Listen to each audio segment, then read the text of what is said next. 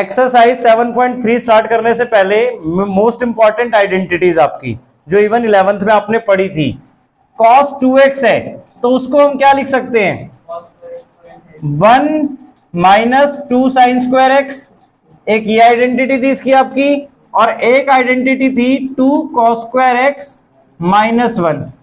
तो अगर अब सपोज आपके पास साइन स्क्वायर एक्स है तो उसे हमें क्या करना पड़ेगा, cos 2x में कन्वर्ट करना पड़ेगा। तो साइन स्क्वायर एक्स को हम क्या लिख सकते हैं, सोच के बताओ ध्यान से इसमें। अब इसमें हमने क्या किया, 2 साइन स्क्वायर एक्स को इधर शिफ्ट किया, cos 2x को इधर शिफ्ट किया, तो क्या बन गया 1 माइनस cos 2x, और फिर 2 साइन स्क्वायर एक्स था तो डिवाइडेड बाय 2, और वो डिवाइडेड बाय 2 सेपरेटली कर दिया हमने इन दोनों में। आया समझ में। तो अगर अब आपके पास साइन स्क्वायर एक्स गिवन है तो उसको आप डायरेक्टली ये लिख सकते हो और फिर इंटीग्रेट कर सकते हो।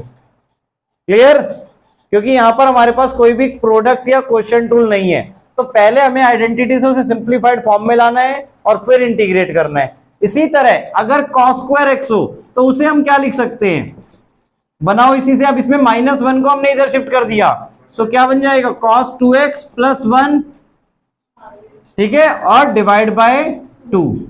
तो cos स्क्वायर एक्स को अगर हमें कन्वर्ट करना है तो उसका मेथड आपके पास ये हो गया। क्लियर। और एक आइडेंटिटी जो आपको इवन 10 से पता ही है, sine square x plus cos square x equals two 1। तो अगर साइन स्क्वायर एक्स को cos स्क्वायर एक्स की टर्म में कन्वर्ट करना है या cos स्क्वायर एक्स को साइन स्क्वायर एक्स की टर्म में कन्वर्ट करना है तो उसके थ्रू हम कर सकते हैं। क्लियर। तो स्क्वायरिंग वाले आपके इस तरीके से हो जाएंगे, sign square x cos square x. अब सपोज आपके पास cos x cos y की फॉर्म में है।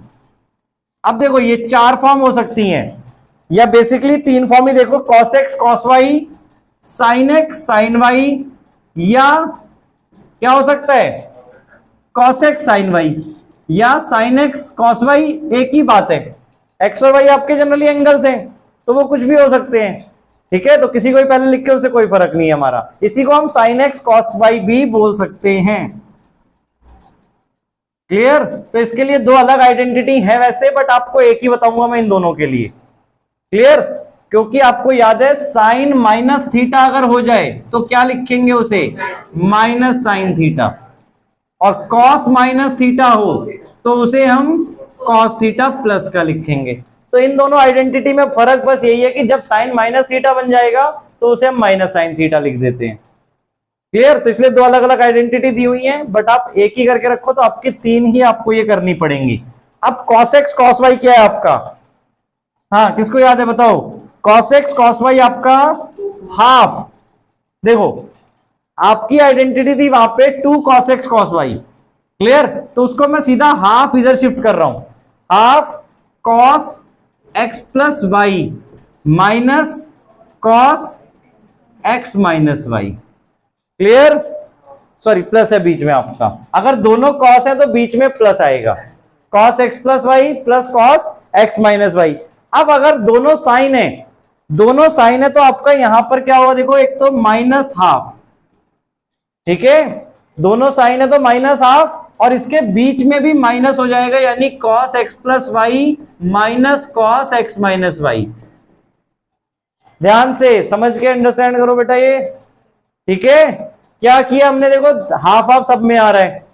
क्लियर। अब इसे हाफ कह लो, कई जगह आप क्वेश्चंस में देखोगे कि जब आपको ये दिया होगा वहां पर क्वेश्चन में हिंट डाल देंगे कि मल्टीप्लाई एंड डिवाइड बाय 2, तो बात वही हो गई कि हाफ को वैसे रिप्रेजेंट करने के लिए वो कर रहे हैं, तो ये आप सीधा हाफ में कन्वर्ट करके कर सकते हो इन्हें।